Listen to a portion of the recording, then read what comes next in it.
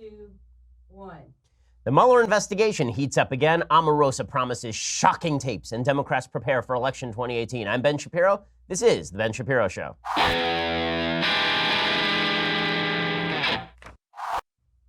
Oh, so many things to get to today, all of them irritating and foolish. Don't worry, we'll get through it together. But first, I want to remind you that you are not the average investor, so you shouldn't invest like the average investor. You should be attempting to outsmart average. You should be attempting to do better than the average investor, and that is why you need Betterment. Betterment is the better way, the smarter way to manage your money. It's an investment tool for those who refuse to settle for average investing. It's cutting-edge technology combined with human expertise. It's technology that is designed to give you more from your investments. It's unlimited expert advice designed to help you make smart financial decisions, tax-efficient investing strategies that give you an edge, low transparent fees, constant access to information, and tools that allow you to track progress toward your goals so you can always feel like a smart, savvy investor. It's basically an online financial advisor. You know, I'm somebody who uses a financial advisor because I don't have time to keep track of my own money. I'm not the person who's going to be sifting through all the stock reports. What you need is somebody to help you do that, and that is where Betterment comes in. Betterment gives you technology that allows you the transparency to see where your money is. It allows you all this information. It allows you up-to-date information that's available to you all the time and low transparent fees. So it's not like you're getting charged on a per-trade basis, for example. Betterment, you have to outsmart average, and the best way to do that is by signing up today and getting up to 1 year managed for free. Go check it out right now at betterment.com/Shapiro. That's betterment.com/Shapiro. Again, BETTERMENT, betterment.com/Shapiro. Use that /Shapiro to let them know we sent you. Plus, you can get up to 1 year managed for free. So go check it out right now. Get investing, get smart with your cash, outsmart average, betterment.com/Shapiro. Okay, so Omarosa. So Omarosa has long been known as one of the most solid citizens in our country, right? She's long been known as a person that you would trust with your life if you were suicidal. She's long been known as somebody who you would certainly believe were she to make any and every claim. At least that's how the media are treating her these days. So the media that hated Omarosa up until, 37 seconds ago, now they think that she has tons of credibility to speak about who President Trump is. So the lady who on tape 2 years ago was saying everyone would be forced to bow before President Trump. That is not a paraphrase. That is a direct quote. She said that people would be forced to kneel before Zod. Right? That lady now is saying that she is sorry she was ever part of the Zod regime, and she feels quite terrible that she flew with Zod out of the mirror forbidden zone, and now she is very sorry and wishes abjectly to beg apology of you and to remind you that President Trump is in fact a vicious and brutal racist. So she says that she has all sorts of Trump tapes, and she now says that there is a production staff member on The Apprentice who wants to drop tapes of President Trump using the N-word. Now, if this sounds like deja vu, that's because it is. We had this exact discussion back in 2016. There were rumors that there were tapes from the set of The Apprentice where Donald Trump was using the N-word, and none of those ever came forth. There's a lot of talk about whether Mark Burnett, who's the producer of The Apprentice, was hiding those tapes, or whether he was just friends with Trump and didn't want those tapes to get out. Well, now Omarosa is resurfacing those rumors, and she says that there is indeed a staff member who wants to wait till October to drop those tapes. If those tapes were to drop, it obviously would be a major problem for the president, not because I think his base of support would dissipate. I think people who are loyal to Trump through thick and thin, but because all of the stuff that people have said is racially charged would suddenly look very different if the president habitually uses the N-word, right? If the president habitually uses racist slurs, then all the stuff that feels racially charged or racially tinged suddenly shifts over into the category of probably racist. But is that tape out there? Well, there's no evidence that tape actually is out there. Nonetheless, Omarosa is pushing this, and Chris Matthews is on a hardball. He's very eager to hear about it. Get him in the morning, come to the show, roll on in here, talk about racism with Omarosa, who I hate, but now I love her because she's saying bad stuff about Trump. Chris Matthews, Omarosa, go. I believe that they're using it for politically motivated things. In fact, they may... Before November? Before November. And they took it on themselves to actually document this so that they could actually expose him for the racist that he is. Okay, so now Omarosa says that he's a racist. So she was out there the entire campaign talking about what a non-racist Trump was. She gets fired because she's a terrible employee, and then she leaves the White House, and suddenly Trump is a racist. If this feels a little bit as though she is turning and wheeling on Trump because she's mad at him, that's because that's exactly what this is. So President Trump is, in his own inimitable fashion, takes to Twitter to respond because this is the reality show we all bargained for. Okay, let's be real about this. This is what you wanted to see, was it not? When you turned in to The Apprentice, this is what you wanted to see. You are getting the show that you took that remote control and decided to TiVo. And now you're getting to enjoy it. Break out the popcorn, break out the jelly beans, because this is how it's going to go from here till the end of the administration. President Trump tweets out this. Mark Burnett TV called to say there are no tapes of The Apprentice where I use such a terrible and disgusting word as attributed by wacky and deranged Omarosa. So I like that every day now, actually, her nickname expands. So she started off as Wacky Omarosa. She's now Wacky and Deranged Omarosa. Tomorrow it will be Wacky, Deranged, and Insane Omarosa. So she's sort of like an Austrian prince. She just adds names as time continues. And so Trump continues, I don't have that word in my vocabulary and never had. She made it up. Look at her many recent quotes saying such wonderful and powerful things about me, a true champion of civil rights until she got fired. Omarosa had zero credibility with the media. They didn't want interviews when she worked in the White House. Now that she says bad about me, they will talk to her. Fake news. Here's the thing. Trump's actually right about this, obviously. The media hated Omarosa. They thought that it was a joke she was in the White House because it was a joke that she was in the White House because she never should have been hired because the president didn't hire all the best people. He hired Omarosa. Of all the people in the United States, he went to hire Omarosa. But when he says that the media are treating Omarosa with a strange new respect, that, of course, is 100% true. Then he says, when you give a crazed, crying lowlife a break and give her a job at the White House, I guess it just didn't work out. Good work by General Kelly for quickly firing that dog. Okay, so people today are saying, oh, it's racist. Racist that Trump would call her a dog, right? He calls her a crazed, crying lowlife, and he says he gave her a break. I like that for President Trump, every time he hires somebody, it's that he gave them their big break in life. It's like out of the charity of his heart, he hired Omarosa because he's such a charitable fellow, President Trump. That's what he does. He's just such a nice guy. Okay, but the idea that he's a racist because he called Omarosa a dog is just silly. Here is a mere smattering of the people he has called a dog in the past on Twitter alone. Okay, and it's always in the same context. He loves the phrase, fired like a dog, which begs the question, how many dogs has he actually fired? Because that's weird. Like, do you fire a dog? Are dogs known for being fired? It's a strange turn of phrase, but the president has said this many, many times. So here's what he said about David Gregory, formerly of NBC. David Gregory got thrown off of TV by NBC, fired like a dog. Now he's on CNN being nasty to me. Not nice, exclamation point. Mitt Romney had his chance to beat a failed president, but he choked like a dog. I don't know what he has against dogs. Like, I'm not a dog person, but he needs to go over to, like, Puppy Spot or something and really get to know some dogs because he's kind of mean.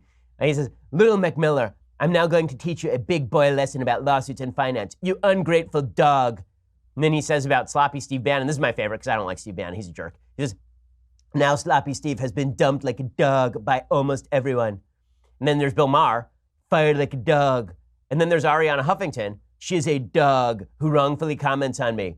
And then there's Reverend Wright and Barack Obama. He says that Reverend Wright was dumped like a dog. And then there's Eric Erickson, who is fired like a dog. And then there's Reverend Wright, who was also, again, dumped like a dog. And then there was Glenn Beck, who was fired like a dog. And then there was David Axelrod, who was a dog. And then there was George Will, who was thrown off ABC like a dog. And then there was Chuck Todd, who was not quite fired like a dog, but Trump thought he was going to be fired like a dog. And there was Brent Bozell, who came to his office begging for money like a dog. And then there's Eric Erickson, again, fired like a dog. And then Mubarak, who was dropped like a dog. There was Ted Cruz, who scapegoated his capable director of communications, fired like a dog. And finally, the best one of all is, of course, this. This is a classic of the genre, fired like a dog. I mean, it's a whole genre, right? If Blockbuster Video still existed, there would actually be a full section of dog references by President Trump. Be like, fired like a dog 1, fired like a dog 2, The Revenge. Okay, so he tweeted, this is of course the best one. This is from October 17th, 2012. Robert Pattinson should not take back Kristen Stewart. She cheated on him like a dog and will do it again. Just watch. He can do much better. So before we jump to he's a racist, we might want to say he's a speciesist. He doesn't like dogs. He's very, very mean to dogs. You thought Mitt Romney was mean to dogs when he put a dog on top of his car and drove around and all that stuff? President Trump, every time he has something bad to say about a person, he likens that person to a dog. So there's that. But I love that the media are treating it. He called Omarosa he's a racist because she's a black woman. That's why he calls her a dog. No, he called her a dog because he doesn't like her, and for some reason he's got this phrase stuck in his head. One of the funny things about delving into Trump's Twitter is whenever you think that he's tweeted something that is brand new, as soon as you delve into his past, you realize that he has said it 1,000 times before. We've had this sort of thing with President Trump before. So I remember when he did this thing where He mocked Sergei Kovaleski, who was a columnist for the New York Times. And you remember he did these hand motions that made it look like he was mocking a disabled reporter. And this became a statement repeatedly that he was mocking the disabled reporter, not just mocking the disabled reporter, but mocking him for the disability. Right? The idea is that he was doing it because he knew Kovaleski was disabled, and so he started doing his hands in sort of a curled up fashion in order to mock Kovaleski's disability. And then it turns out that if you go back through his tapes of him mocking people, he's constantly doing these weird hand motion every time he refers to somebody he doesn't like. So is he mocking the reporter? Yes. Was he doing it for the disability? No. The truth is that one of the reasons people give Trump a lot of leeway on him being a jerk is because he's a jerk to everybody. I'm surprised that we're still fighting this fight. Like he's constantly a jerk to the president has two categories in life when it comes to the people he deals with. Either they're wonderful people who say great things about me and therefore deserve jobs at the White House no matter how bad they are at their job, or they should be fired like a dog because they're the worst people in the world, right? And everything breaks down into these two categories. It's not that the president has any 4D MAGA plan. Like when he's nice to Putin, he's not nice to Putin because Putin and Trump were on the phone late at night making sweet love to one another. It wasn't that. It's that Putin has said in the past, "You're a very strong man, President Trump." And then Trump's like, "I like that guy. That's great." And then the minute that Putin does something Trump doesn't like, he should be fired like a dog. That's really, those are the only two poles for President Trump. Okay, and that is what it is. Like, is it my favorite thing? No. But are we getting exactly what we bargained for? Of course we're getting exactly what we bargained for. Okay, but the media are responding to all of this with the predictable outrage that you knew that they would.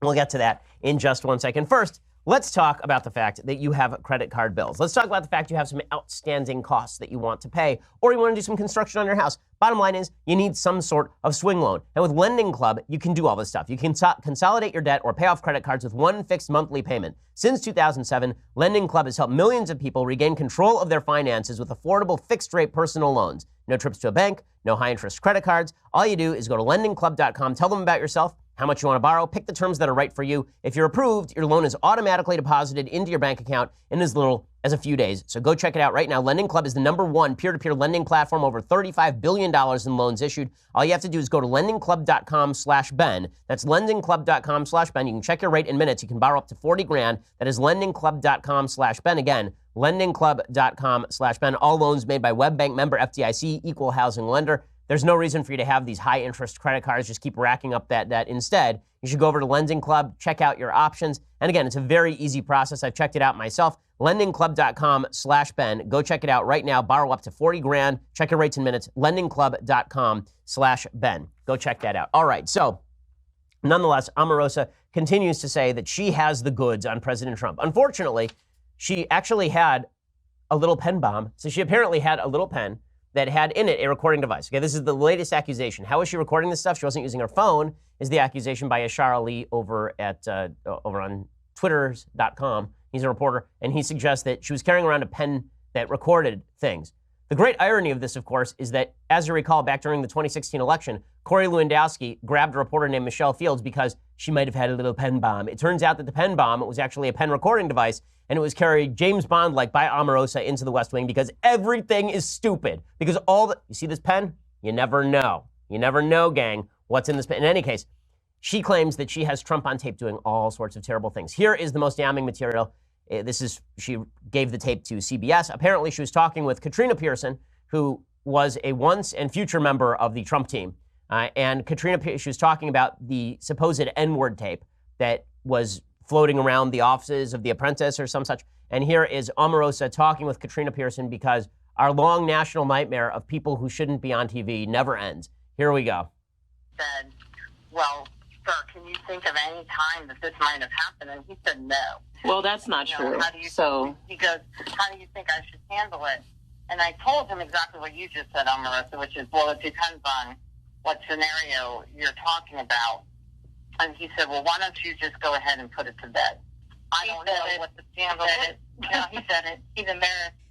Okay, so that's Katrina Pearson at the very end saying he said it, he said the N-word, and he is embarrassed. Okay, well, we don't actually have evidence that any of this was said. When the evidence comes out, then we'll have to talk about the implications for the administration. We'll have to talk about the implications for future electoral prospects, the kind of national implications of having a president who has used the N-word in the last 10 years, if that ends up being a thing that actually happened. But if the best that Omarosa can do is come up with a comment from Katrina Pearson, that's going to be pretty weak sauce. That's pretty weak sauce. Remember, Katrina Pearson is a person who worked for Ted Cruz and then worked for President Trump, and then suggested it was okay when President Trump implied that via the National Enquirer that Katrina Pearson had an affair with Ted Cruz. None of these people are real high on the credibility list. None of these people really, like, you wouldn't trust them to handle your finances. Like, I really, honest to God, I would not trust these people to handle my safety deposit box. And yet I'm supposed to believe that they have all of the goods on President Trump, or that I'm supposed to trust President Trump. Here's my view. When I can't trust anybody, I have to wait for evidence to come out. Otherwise, this is just a bunch of media nonsense. There's a reason, by the way, that Omarosa's book still hasn't reached #1 on Amazon. It's because nobody believes anything she has to say. Even members of the media are looking at her and saying, yeah, this is pretty weak stuff. Like, this is pretty weak stuff. Okay, so now I want to talk in brief about the Mueller investigation. So this is hysterically funny. Peter Strzok, you'll recall, is the charming and wonderfully smug fellow who appeared before Congress recently to talk about why he was such a good guy. He's such a good guy that Peter Strzok sent text messages to his lover, both of them were married to other people at the time, about why he didn't want President Trump to be president. He said he would stop President Trump from being president. At that time, he was leading both the Hillary Clinton email investigation and the Russia investigation, which begs the question, or at least it prompts the question, as to, was there only one employee at the FBI? Like, could they actually have hired somebody else to do something over there? Apparently, Peter Strzok was the entire show. In any case, Peter Strzok was texting about why Trump shouldn't be president. At the same time, he was investigating both presidential candidates. That, it turns out, is bad policy. Well, Strzok was fired yesterday from the FBI. He was fired because of those texts, and because the Inspector General of the DOJ, in his report, found that he could not actually credibly clear Strzok of accusations of bias. He didn't know exactly how Strzok's bias had affected the investigation, and he'd have to investigate that further, but Strzok had to go. So what did Strzok do? So Strzok gets fired, and then his lawyer releases a statement saying that this is a political hit. Here is Strzok's lawyer from Vancouver Island, apparently doing this via Skype, because only the best. And here he is on NBC News talking about why this is a political hit. I don't think that you can rationally reach any conclusion other than it was political. It's difficult to believe, given the steady drumbeat of texts demonizing Pete from the president and all the calls on Capitol Hill by Republicans for Pete to be fired, that didn't play a role. Okay, the reason he was fired is because the IG report said that Strzok's text, quote, potentially indicated or created the appearance that investigative decisions were impacted by bias or improper considerations. The IG report also said that Strzok's behavior was, quote, not only indicative of a biased state of mind, but even more seriously, implies a willingness to take official action to impact the presidential candidate's electoral prospects. The report also found that Strzok's decision to prioritize the Russia investigation over the Hillary investigation could have been biased. It said, quote, under these circumstances, we did not have confidence that Strzok's decision to prioritize the Russia investigation over following up on the mid-year-related investigative lead, that's the Hillary-related investigative lead, the Wiener computer, was free from bias. The report concluded Strzok's activities were, quote, antithetical to the core values of the FBI and the DOJ. Hard to claim that that is a political firing when the Inspector General of the DOJ is openly saying that this guy basically destroyed any credibility he ever had. Okay, so what did Strzok do after he was fired? The first thing he did, because this is the stupid world we live in now, Peter Strzok immediately went to GoFundMe. No, I am not kidding. And then he started a GoFundMe to fund for his legal bills, even though he does not actually have legal bills. Within 24 hours, he had raised over $250,000 for his legal defense fund because everything is stupid. So I just want to point out how dumb Democrats and leftists who are doing this are. In the last 2 years, they've made heroes out of James Comey, a man who undermined the credibility of the FBI and may very well have gotten Donald Trump elected. Remember, it was James Comey's reopening of the investigation into Hillary Clinton a week before the election that may have sunk her in the swing states just enough that she loses the election. They've made him into a hero, right? He is the leader of the resistance now. Now they're making Omarosa into the leader of the resistance. They've made Michael Avenatti a legitimate presidential candidate, the lawyer for a porn star. They've made him a legitimate presidential candidate based on the fact that his clients once had sex with Trump during Shark Week. Like that is it. Legitimately, they're making Michael Avenatti, he's now running for president. He's in Iowa right now organizing. Seriously, they're not polling on him. By the way, he'll win a primary. Okay, if Michael Avenatti runs, he will win a primary because this is what Democrats are now. He's a more interesting and exciting candidate than Kamala Harris. Okay, and now they're also making a hero out of Peter Strzok, whose complete botchery of the Trump and Hillary investigations also probably led to Trump being elected. Remember, the only reason that Hillary Clinton's investigation was reopened that close to the election, even though the FBI knew about Weiner's laptop in late September, is because Peter Strzok decided to prioritize the Russia investigation over the Hillary investigation. And then by the time they got around to looking at the Hillary stuff, it was a week before the election, they had to reopen it. So the Democrats are now raising money for James Comey and Peter Strzok, two of the people that Hillary Clinton, I think, has the most right to blame for her gigantic electoral failure. So well done, Democrats. You guys are you're on top of it. You're just on top of it, raising money for Peter Strzok. I'm sure he will use it to pad his latest love nest with the person he is not married to. He's just a delight. My goodness. Okay, but don't worry. Things get even stupider. They get even stupider. Just wait. We're going to talk about all the stupidity. First, we need to talk about your skill set. So you don't want to be one of these stupid people. You don't want to be one of these people whose chief qualification for being on TV is that you once brought a pen into the West Wing. You want to be somebody who actually has a skill set to share. And one of the ways that you can make your skill set better is by going over to Skillshare. Skillshare is an online learning platform with over 20,000 classes in business, design, technology, and more. You can take classes in social media marketing, illustration, data science, mobile photography, creative writing, you name it. They've got an expert teaching a class on it. And whether you're trying to deepen that professional skill set or start a side hustle or just explore a new passion, Skillshare is there to keep you learning and thriving. So go check them out right now. We use Skillshare here at the offices. I've taken classes in social media monitoring and some data analysis. I've taken classes in watercolors because, hey, a dude's got to relax. You can go check it out over at Skillshare right now, and you get 2 months of Skillshare for just 99 cents when you use Skillshare.com/Shapiro. Again, Skillshare.com/Shapiro to start your 2 months right now for just 99 cents. Once you start learning, you're not going to want to stop. Go check it out. Skillshare.com/Shapiro right now for just 99 cents. You get 2 months of Skillshare. Skillshare.com/Shapiro to let them know that we sent you. Okay, so as I say, things get even stupider than Peter Strzok starting a GoFundMe. How? How could they possibly get stupider, you ask? Aha, I'm so glad you asked. Here's how they get stupider. Roger Stone is now being investigated by the Mueller investigation. So the Mueller investigation is looking at Roger Stone. Why? Because Roger Stone was a go-between for WikiLeaks, right? He was hanging out with the WikiLeaks folks. There are a bunch of direct messages between him and WikiLeaks. WikiLeaks, of course, turns out to be a Russian front group, coordinating closely with the Russian government in the release of Hillary Clinton's emails. So now the Mueller investigation is looking at whether maybe Roger Stone was working with WikiLeaks to funnel extra information from Hillary Clinton's hacked emails to the Trump campaign. That's basically what they are looking at. Well, the Daily Caller is reporting that Roger Stone is now the target of the witch hunt, and Roger Stone, who is legitimately just a dummy. I mean, really a dummy. How do I know that Roger Stone is a dummy? You know, the guy with the giant tattoo of Nixon on his back? Well, there's that. We could start with the giant tattoo of Nixon on his back. But then there is also the fact that he tweeted out today, a graphic. I'm not kidding about this. Again, I have to keep clarifying that I'm not kidding, because if you had told me this is what politics was going to be like when I got into it, I definitely would have gone. I would have gone and continued playing in a string quartet. Like, really. He tweeted this out. He actually put this out on Instagram.